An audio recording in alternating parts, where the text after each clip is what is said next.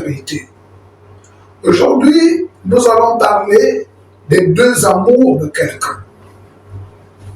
Et vous allez découvrir pourquoi deux amours.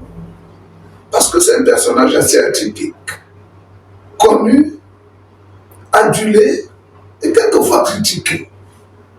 Il épouse la cour normale d'un homme normal. Il a été formé à l'École nationale du service du Trésor de Paris. Donc, il est inspecteur principal du Trésor. Il a choisi de faire, dans ses temps utiles, pas les temps perdus, un peu d'agriculture. Donc, il a laissé des caisses, il a laissé des jetons pour parler de la terre, qui ne manque pas. Et au-delà de cela, il a pensé parler au peuple, parce que c'est un homme de peuple. Donc, il a trouvé que le champ ou le chemin le plus adapté pour le faire reste la politique. Ex-membre du gouvernement, plusieurs fois député, comme vous avez pu le constater, c'est un agent comptable, plusieurs reprises. D'ailleurs, il a été au Conseil économique et social à l'époque. En fait, c'est un homme multipolaire. Multipolaire. Et cet homme, c'est Clément Ndomba, plus connu sous le petit nom de Mbongo. Il est connu partout dans le Gabon, du nord au sud, de l'est à l'ouest, au centre. Pourquoi? Parce que il est quelquefois la lumière qui brille dans l'obscurité. Bon, la lumière ne fait pas toujours plaisir, ça peut éblouir, mais le plus souvent ça montre le chemin. Et pour cela, nous allons essayer simplement de parler de M. Ndomba. Merci d'avoir répondu positivement à notre invitation. Merci. Alors, on vous a présenté comme ça, on n'est pas très sûr d'avoir su le faire. Qu'est-ce que vous pouvez ajouter? Je n'ai pas grand-chose à ajouter. Nous prenons le grand format que vous avez fait, plus tiers, maintenant à l'intérieur.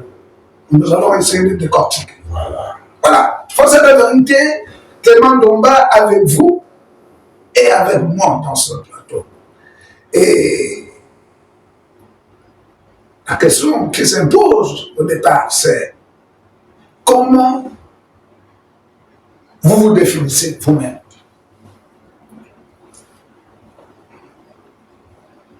Je vous remercie encore de m'avoir reçu sur votre plateau, que je découvre avec plaisir. Et puis, en vous adressant mes félicitations, parce que à l'époque, M. Obama faisait partie des enfants de NATO, toujours dans son secteur de la communication.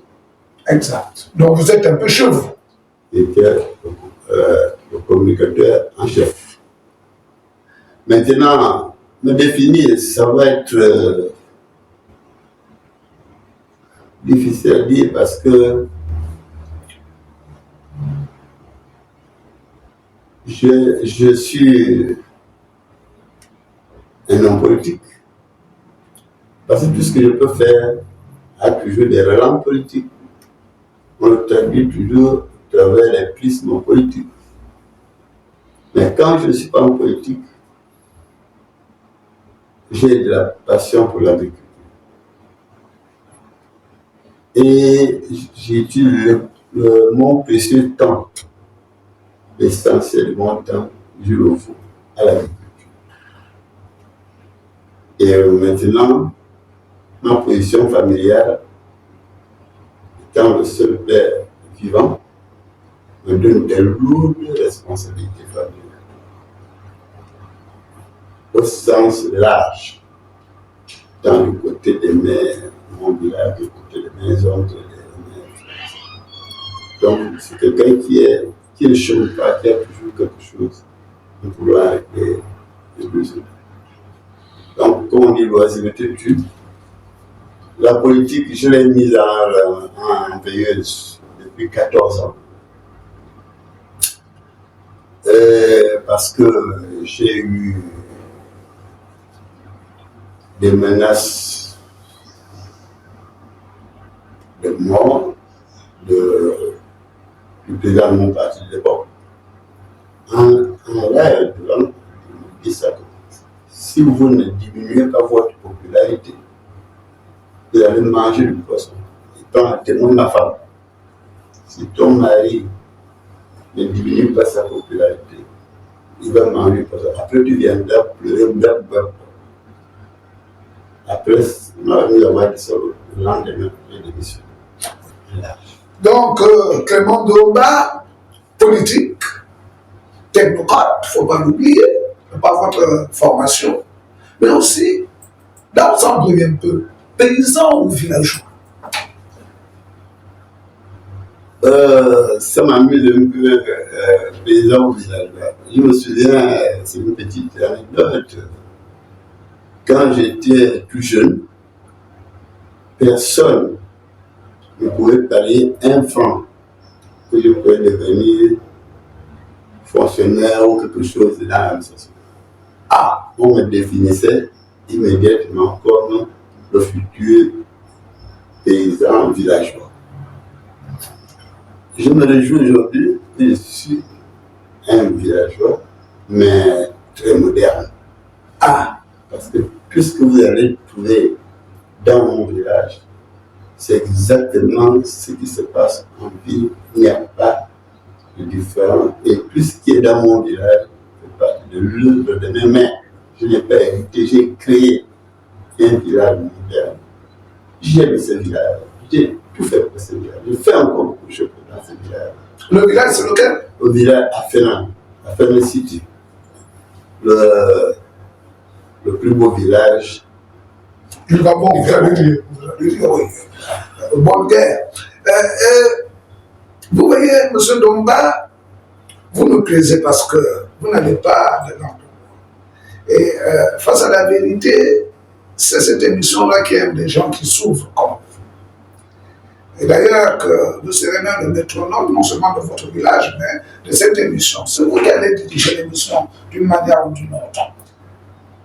Et d'ailleurs, que la curiosité de vous découvrir s'élargit quand on découvre que votre sobriquet est Bognon, est plus célèbre que Clément Domba. Comment vous allez expliquer ça? Et qu'est-ce que ça signifie Ibon? Effectivement, même mes propres parents ne comprennent pas. On toujours dit, ils ne comprennent pas qu'un nom aussi bizarre, Boyon, mot à mot, serpent pourri, enfant. Serpent pourri. Voilà. Mais que ce nom m'apporte plus de bonheur que du malheur que pourrait supposer un serpent. Mais ce n'est pas un nom qui m'a été donné par quelqu'un, ou bien par les oncles, ou bien par les gens de mon village. Tout le monde le découvre. Mais c'était un nom de code. C'est-à-dire, à l'époque, avec mon ami, qui vit toujours, Clément Domba, il m'a enseigné. Quand on avait. Clément Domba, comme vous, Clément Domba. Donc on a Clément Domba, et vous, c'est Clément Domba. On a fait de la 6e en 3e ensemble. On est restés de grands amis jusqu'aujourd'hui. Donc, quand on sortait, quand on sortait notamment, au moment de rentrer, au lieu d'aller crier Dona, on s'en va, on nous a donné le nom de code. Quand tu entendais le cri de Boyen, tu sais que c'est le doigt qui s'agit. Il ne faut pas que les gens se demandent qui devait sortir. Voilà. Et comment vous l'appelez? Boyen aussi? Oui, on s'appelait Boyen. Ah. Mais ma plus grande surprise. C'est chez vous que ça peut plus d'ampleur. Et ça a apporté plus de succès. Beaucoup d'intimité. Ah. Parce que quand quelqu'un m'appelle Boyen, c'est quelqu'un qui me connaît. Et ça me fait plaisir.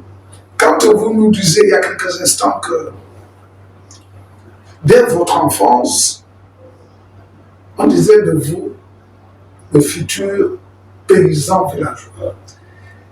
Et les gens disaient très peu, voire pas, sur une éventualité d'être fonctionnaire. Vous avez fait les deux. Et étant fonctionnaire, vous êtes retourné à la terre. Et ça nous intéresse. Avec votre fameux fruit de la passion, un nom révélateur, parce que votre passion, c'est la terre. Et ce que vous plantiez, c'était le fruit de la passion. Non, et vous transportez, vous transformez. Vous avez planté beaucoup de choses. J'ai planté beaucoup de choses. Mais pourquoi c'est le fruit de la passion qui a pris le dessus? Mais comme c'est un fruit exotique, qui est très bon au goût, les gens ont préféré pour le premier comme ça ou bien transformé.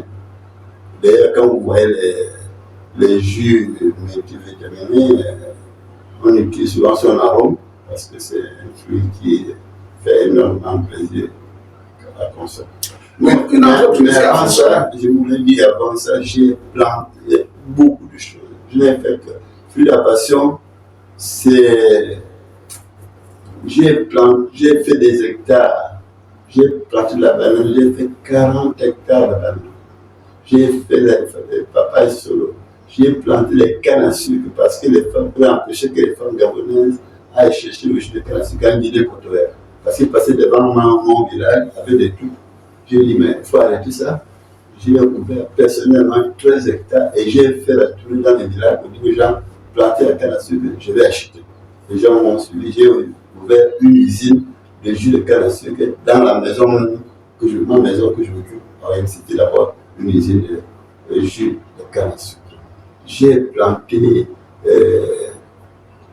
le poivron, j'ai planté beaucoup de choses. Un esprit d'entrepreneur. Voilà. Maintenant, quand je suis allé à Molo, j'ai trouvé que 1 kilo de fruits de la passion coûtait 7000 francs. J'ai dit, waouh! Un fruit qui est cultivé au Gabon et dont le prix au kilo s'élève à 7000. Si on m'a payé même 3000 francs le kilo, ça m'aiderait. Alors je suis allé à la Gabonaise de chemin. J'ai demandé 1000 sachets de semences. Monsieur Guimadi, le patron de Gabonaise de chimie, quand on est allé lui dire qu'il y a un client qui demande 1000 sachets de semences de fruits de la passion, il dit, mais il est venu au comptoir énervé. Je veux voir la tête de celui qui demande, ose demander, le client qui ose demander 1000 sachets. Il ne croyait pas. Il ne croyait pas. Je lui ai dit, c'est moi. Oh, il dit, cher ami, comme il savait qu'il fait agriculture, c'est un peu être comme je ne peux pas amener 1000. Qui va me les acheter? J'amène 20, 30. Je dis, même, monsieur lui m'a dit, je maintiens, j'ai besoin de 1000 parce que dans un sachet, il n'y a que 10 graines. Imaginez que si vous voulez faire des hectares. Alors, sur ces 1000, ça fait 10 000 graines. Voilà. Et il me les a fournis. J'ai fait le tour, j'ai planté chez moi et j'ai fait planter aussi les villageois. Vous allez dans les villages de canton, du département du Haut, là vous trouvez les fruits de la passion. C'est les fruits de la passion que M. Nomba a introduit sur le sol. Vous avez intégré les villageois à l'amour de la culture du fruit de la passion. Et je prenais, ils produisaient, je collectais toute la production, je venais vendre librement et je ramenais l'argent, je faisais un communiqué. Les producteurs dont le nom sûr doivent se présenter à mon domicile pour venir prendre l'argent de vendre les fruits de la passion. Ils venaient à la maison, c'était la fête, j'ai décidé, chacun au prorata de sa production, c'était la fête. Mais je voulais aller plus loin. Après, on a trop produit,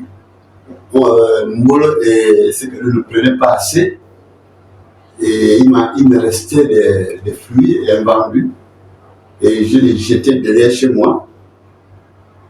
Je ne savais pas déjà quoi faire, et un matin, quand j'ai eu l'école à côté de chez moi, j'ai vu une affluence des élèves qui tombaient dans l'eau là où les fruits étaient jetés, qui prenaient les fruits, venaient laver mon robinet derrière ma maison, ils déchiraient le fruit, ils suçaient le fruit. Ah! Il demande des enfants, c'est bon? Oh monsieur, c'est très bon, montrez-nous où que ça, on veut aussi aller cueillir. Alors, je suis passé maintenant de la vente de fruits bruts à la transformation. J'ai fait le jus de fruits de la passion, qui a connu un succès fantastique. Malheureusement, je n'avais pas de stabilisateur. C'est-à-dire, tout ce qu'on a produit aujourd'hui, aujourd'hui, si ça tarde, ça devenait de l'accord. À ce rythme-là, je ne peux pas aller très loin. C'est ce qui m'a bloqué. Aujourd'hui, je sais ce que j'aurais pu faire si j'avais eu l'information. Malheureusement, j'ai laissé. Donc le projet des fruits maintenant, il n'est pas mort. Il est même plus que vivant. Maintenant, pendant que je me trouve chez moi, mon fils qui est à Paris, Harold, m'envoie sur WhatsApp la photo du prix d'un fruit de la passion en euros. Il était au champ, magasin un peu au champ à Paris. Il a filé, il dit, regarde le fruit de la passion que tu faisais. Si tu le prenais, regarde ce que ça coûte ici, ça coûte très cher. 1 kilo, 10 à 13 euros, 1 kilo. Alors, j'ai repris le projet. Il est en cours au moment où je vous dis, avec des nouvelles méthodes de faire. Je m'organise, mais ça coûte plus cher. Mais il faut qu'un hectare puisse produire au moins 50 hectares par an. Donc, justement, j'ai été le mois dernier là, à Casa, au Maroc. J'ai constaté que le Maroc ne produit pas de fruits de la passion, pays agricole comme celui-là, mais le Maroc nous envahit ici des oranges et des mandarines. En contrepartie, moi je produis les fruits de la passion ici. Vous l'envahissez au Maroc. Parce que c'est ce que le Sénégal fait. Le Maroc vend les oranges là-bas et le Maroc importe les melons et autres du Sénégal. La balance commerciale est équilibrée. La nôtre vis-à-vis du Maroc n'est pas équilibrée. Et puis, à partir du Maroc, je peux répandre les fruits de la passion dans plusieurs autres pays du Maghreb. Donc, il y a tout ça, des choses à faire. Tout ça au grand bonheur des populations. Parce que on se souviendra que quand cette entreprise était au sommet de son fonctionnement, tout le monde rural avait trouvé de l'emploi, presque. Vous employez près des milliers de personnes, de manière directe et indirecte. Mais je peux vous dire, maintenant qu'on parle d'agriculture, je vois mieux voilà un produit qui est prêt pour être vendu à l'étranger. J'avais de mon fils, quand j'ai commencé là, il m'a obtenu des marchés à Rungis, à Paris. Puisque la France importe les fruits de la passion du Vietnam, il faut 15 heures de vol. Et si nous produisons ici, c'est 6 heures de vol. 7 heures. Donc les Français disent, au lieu d'aller prendre au Vietnam, on peut prendre au Gabon. Donc, Vietnam, ancienne colonie française, le Gabon, ancienne colonie française. Voilà. Maintenant, ça c'est déjà un. C'est une possibilité, c'est là. Il ne reste plus qu'à planter, à produire. Mais le pouvoir actuel semble donner un point d'honneur sur la nouvelle vision de l'agriculture. On va y arriver. Il y a mieux. Parce que dans le Wellington, là c'est l'homme politique qui parle. Nous n'avons pas de pétrole, nous n'avons pas de manganèse, nous n'avons pas de fer, nous n'avons pas tout ce qu'on trouve dans notre province. Mais nous avons les meilleures terres du Gabon. Le Wellington et le Guévino ont les meilleures terres du Gabon. Nous, on dépasse encore, on dépasse le Guévino parce que le Guévino, en dépit des terres qui sont là-bas, est infesté d'éléphants, de la faune qui détruit. Donc, on ne peut pas envisager des projets d'agricole dans cette province-là. C'est dommage. Sans endommager la faune. Mais nous, Wellington, on le peut. Aujourd'hui, j'ai deux axes. Je vais voir, je n'ai pas encore vu les nouvelles autorités, je les ai jamais, j'ai jamais eu la chance de les rencontrer. Mais l'espoir fait vivre. Nous n'avons pas, nous avons les terres. Et on parle des mercuriales, de ceci, de la vie chère, tout ça là. Le Wellington peut devenir le grenier de ce pays, le Gabon, tranquillement, sans avoir à forcer. Nous avons lu dans les... Mais ce que le gouvernement fait en ce moment, distribuer les tracteurs, le matériel agricole, c'est très bien. Mais il manque quelque chose. Qu'est-ce qui manque, M. Ndonga? Il faut regarder la spécificité des provinces. Le Wellington est une province forestière. Le Haut-Ogooué, l'Angounié et les autres sont des savanes. Peut-être que le tracteur peut travailler là-bas, mais quand bien il y a beaucoup de cadres là-bas, pour y avoir travaillé. Mais nous, le tracteur ne peut rien faire. Dans les zones forestières. Dans les zones forestières, si on n'a pas encore déboisé, enlever les souches, il faut qu'il y ait une bulle Pour dessoucher. pour ouvrir la piste qui va dans les champs, pour enlever les souches, pas pour labourer. Je dis enlever les souches. Dessoucher. Dessoucher. Et quand il a fini de dessoucher, alors le tracteur peut labourer et semer.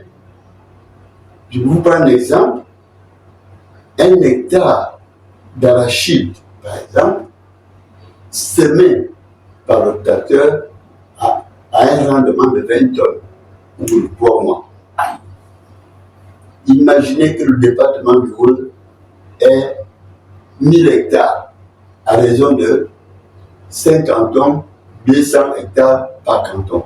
Seulement. 1000 hectares au bout de 3 mois, 1000 fois 20, ça fait 20 000 tonnes. Il y a de quoi ouvrir une unité de transformation de la production d'huile d'arachide. Et les tourteaux vont aller vers les élevages de l'Angounier, de Haut-Ogooué et de l'estuaire. Pour la Provence. Voilà. Et 1 hectare de maïs semé par le tracteur a un rendement de 10 tonnes. Vous comprenez la passion qui anime M. Clément Ndonga quand il parle de l'agriculture. Et ici, on parle de la transformation.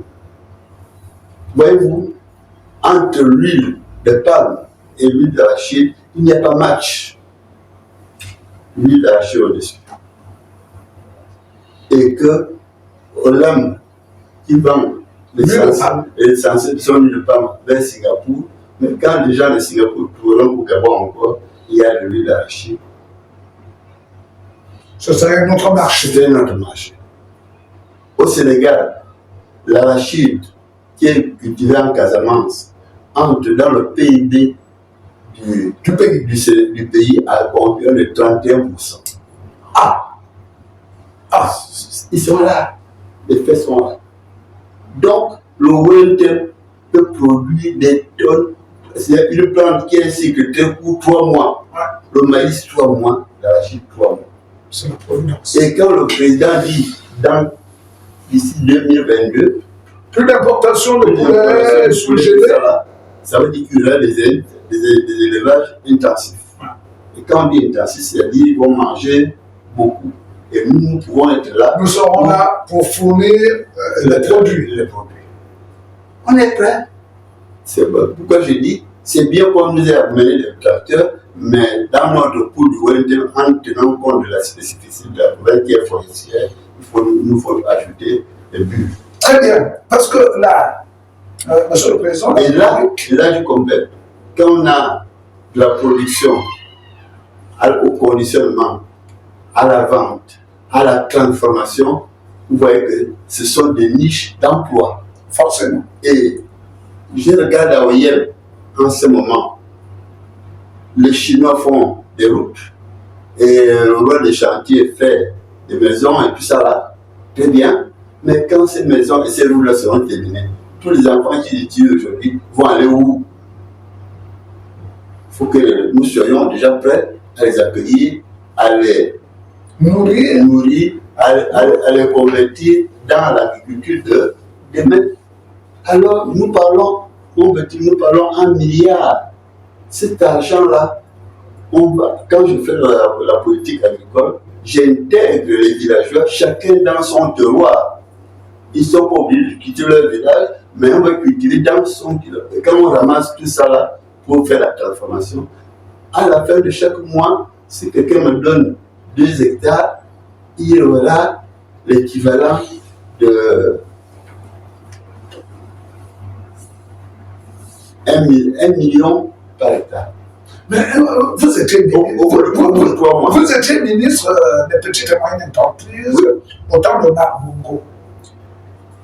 Au temps de Rogombe, au temps de Marc Bongo.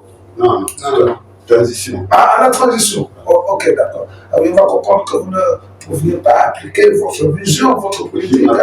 Parce que ce n'était qu'un temps de transition. Oui, le candidat Ali que j'ai soutenu a promis me mettre au ministère de l'Agriculture. Mais il n'a pas fait. Il n'a pas fait. Nous retenons que votre très grand succès dans votre formation politique dans le temps, à savoir la RPG, a créé quelques inimitiés au niveau de la hiérarchie du parti et cela vous a poussé à poser votre démission. Ouais. Maintenant, vous êtes parti de RPG. Vous êtes où maintenant, politiquement parlant? Très bien. Je suis parti du RPG en 2011. Aujourd'hui, ça fait presque 14 ans. Je n'ai jamais frappé à la porte d'un autre parti. Wow, vous avez pris une retraite politique? Non, j'observais. C'est comme si je présageais que Il devait arriver certaines choses. Il devait arriver certaines choses. Vous n'avez pas voulu vous précipiter. Non. Mais pourtant, plusieurs disent de vous être un militant du Rassemblement pour la patrie et la modernité, RPM de Baro-Champris. C'est ce que je dis, que jusque-là, jusqu'au mois de mars 2025, c'est là où j'ai rencontré par hasard le président Baro-Champris, qui m'a demandé qu'est-ce que tu deviens. Je lui ai dit, je ne fais rien, je ne suis pas. Je m'occupe de mon agriculture. Il m'a dit, mais viens avec nous, on sera 3 anciens ministres dans mon parti. On a besoin de gens comme vous ici dans le Wellington parce qu'on n'arrive pas à percer ici. Il faut qu'il y ait des écoles pour nous. Ça n'a pas été facile de vous convaincre. Bon, moi, compte tenu des changements actuels, compte tenu du coût de la libération, des espaces de liberté accordés, et le désir de transformer ce pays, de travailler, un désir évident, une foi en le devenir de ce pays. Je crois que ce moment, il faut se remettre au travail. Un vieux cheval de bataille de retour. Non, ce n'est pas un vieux cheval, c'est un étalon. Un étalon qui revient sur la scène politique et qui choisit le Rassemblement pour la partie de la modernité de Baro-Champris. On sait aussi que quand on fait un peu la lecture des partis politiques. On dit, mais c'est pour faire ce choix-là. Oui. Depuis la transition, tout ça. Ceux qui me connaissent, ceux aussi qui ne me connaissent pas, ceux qui apprennent de moi et qui ne me connaissent pas, bon. On a tout fait pour me tenir à l'écart du président actuel. Donc, je ne l'ai pas encore vu. On a toujours dénoncé sur ce plateau. Il y a des gens qui font du président du notaire au liquidement de la propriété. Bon, et finalement, il a l'otage. Et je n'ai jamais pu le voir. Pas pour qu'il me nomme, mais pour que je lui parle d'agriculture et du développement de sa province. Il en a besoin. Voilà. Il en a besoin. Parce que comment faire pour réguler pour le chômage endémique qui est dans notre province, alors que des terres chaudes, elles n'attendent qu'à être travaillées pour produire la nourriture qui manque dans ce pays et qui nous coûte 800 milliards par an. Une opportunité divine. Mais si nous pouvons, dans 5 ans, produire pour 400 milliards, est-ce qu'il y aurait un ou un témoin qui ne serait pas millionnaire dans son propre village? Parce que ça se passe chacun dans son propre village, pas pour venir en ville. Donc comme nous avons des maisons en ville, chacun, mais on le plus souvent dans nos villages, voilà l'opportunité qui est là. Et nous avons l'opportunité de transformer nos villages en pôle économique. En pôle économique de production. Et nourrir ce pays qui, quand on parle de vie chère, on va produire pour que ce soit moins cher et que le panier de la ménagère ne souffre. C'est une proposition que vous avez menée dans le rassemblement pour la partie de la modernité. Je n'ai pas encore eu. Donc, au mois de mars, au congrès qui a désigné. Vous êtes encore un bleu dans le rassemblement pour la justement, au mois de mars, au congrès de désignation du président actuel comme candidat de l'APN, c'est là où j'ai adhéré à ce parti. Je n'occupe aucune fonction officielle aujourd'hui. M'a dit, on m'appellera, j'attends. Et je suis, pendant ce temps, je suis très occupé par mes projets agricoles. Quand ça viendra, quand ils auront besoin de moi, ils me diront ce qu'ils attendent de moi. Je le ferai aisément, mais je ne veux rien à personne. Clément Domba, dit Ebonyon, nouveau militant du Rassemblement pour la patrie de la modernité. S'il faut voir quelque chose, c'est que c'est une très bonne pioche pour Garo Chambly. Parce qu'on ne s'improvise pas homme du peuple. On a l'adhésion du peuple pour être homme du peuple. D'ailleurs, ça lui a coûté ce que ça lui a coûté, son départ du Rassemblement pour le Gabon. Parce que, pour le succès, il a retrouvé l'écurie des modernisateurs, c'est comme ça qu'on les appelle. Monsieur Domba, vous êtes revenu en politique. Mais il y a des gens qui disent que Domba ne veut pas décrocher en politique. Ils disent même qu'il y a des soupçons qu'il pourra encore une fois briguer à la députation à venir. Et quand on sait que dans ce canton, le canton qui est dans le département du Wolo, province Wallontaine, vous avez fait couper les chines à tous les candidats qui se sont opposés à vous. Mais pourquoi vous revenez? Non, est-ce que vous allez revenir? Je viens de vous dire que j'ai l'adhérer au RPM. Oui, mais est-ce que vous serez candidat à la candidature? Je ne sais pas si le RPM va m'investir. Mais s'il n'y avait que vous? S'il m'investissait, mais ce n'est pas. Je n'apprends rien. C'est une danse que j'ai l'habitude de danser. La danse quoi? De la victoire? La danse de la victoire. Je vais vous dire, aux élections de 2023, il y a une jeune candidate de Okoroyo, Madame Diana Mangabakuya, qui est venue me voir le 22, à 4 jours des élections. Me dit vraiment, quand il va au canton qui est, on lui dit si tu veux gagner, va chercher moi. Le nom mythique. Et elle a envoyé une dame que j'ai supplié à ma porte. Qu'est-ce que vous voulez? On doit lui dire si il veut vous voir. S'il vous dit oui, je l'appelle au téléphone. Si vous dites non, je lui dis non au téléphone.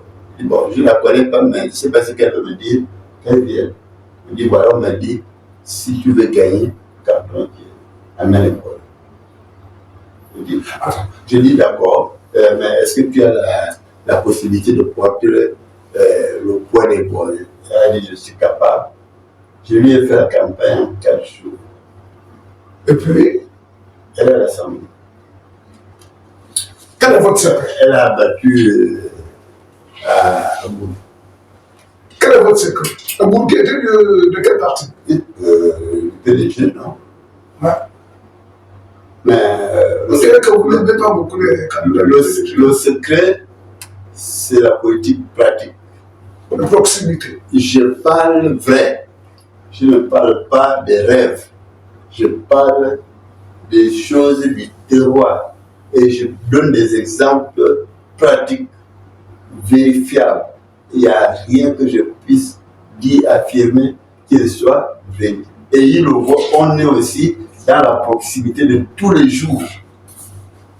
Quand les autres sont en libre-ville, moi je suis avec eux dans tous les corps de garde. On parle des choses du village, des choses du terroir. Et comme je donne aussi des exemples pratiques, mais ils ont foi en moi. Monsieur Clément Ndomba, sympathique et bon, dites-nous, est-ce que vous serez candidat? Parce qu'on sait que les dépôts de candidature, les dépôts de candidature, non, de candidature à la candidature RPL ont été arrêtés il y a quelques jours. Est-ce que vous avez, vous, retiré votre document de candidature? Je n'étais pas au courant. Mais ça peut se rattraper quand il s'agit de moi. Vous avez entendu comme moi. Je ne fais pas de commentaires. Je ne fais pas de commentaires.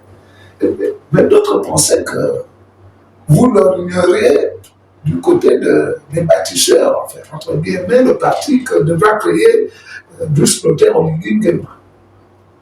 Non, je n'ai jamais vu le président Bruce Clotaire Oligui Nguema. Je vais aller là-bas comment? Je ne l'ai jamais vu. Je n'ai jamais couvert. On vous a toujours empêché de le voir. Mais oui, je suis dans la liste noire, les gens ne peuvent pas voir. Ah, il y a une liste noire. Mais là, si il y a rien, je suis chez moi. Mais il a beaucoup plus à gagner à vous recevoir, à discuter avec vous. On se verra. Il y a déjà quelqu'un avec qui il travaille au quotidien, qui est le président de notre parti. Peut-être pas cette voie-là, au final, je passe. Mais je n'ai rien contre. Non, mais parce que vous ne marchez pas les mots. Si vous aviez quelque chose, si vous aviez une dame contre Bruce Clotaire Oligui Nguema, vous nous l'aurez déjà dit. Non, je veux dire. Mais on a même appris que vous le protégez dans l'ordre. Bon, écoutez. Quelqu'un que vous n'avez jamais vu, comment vous pouvez le protéger? Vous ne laissez pas quand il s'agit. Vous savez, quand quelqu'un fait de bonnes choses. Ah, parce que pour vous, il fait de bonnes choses. Quand quelqu'un fait de bonnes choses, quand les intentions, tout ce qu'il a montré durant la transition, on ne l'a pas vu en 14 ans du régime qui est déchu. Il y a quand même une différence. On dit que c'est vers cette direction qu'il faut aller. Nous attendons qu'il aille en profondeur et qu'il change ce pays. C'est dans l'ordre du possible. Et quand c'est comme ça, moi je dis, allez-y, je l'encourage. Parce qu'on voit pratiquement, quand je vous dis dans mon village aujourd'hui, il y a du goudron. Ce qui était pratiquement un fait palpable. Un fait palpable. Alors quelqu'un qui termine le goudron en moins de 2 ans, comment on peut ne pas l'encourager? Bon, et puis, vous posez la question, c'est un peu défoncer les portes ouvertes, Parce que de toute manière, quand on est dans le rassemblement pour la patrie, la modernité, on est forcément à côté de tout ce côté du mal et on mène ça politiquement. C'est pour ça que je dis, si à OIM, on m'empêche de le voir, au parti, je le ferai sérieusement. Vous savez, être chef d'État, c'est un sacerdoce d'abord.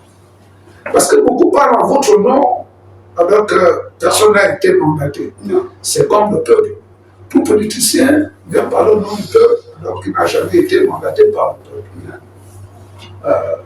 peuple. Différemment de Ebono qui est le porte-voix du peuple parce qu'il n'a jamais perdu l'élection.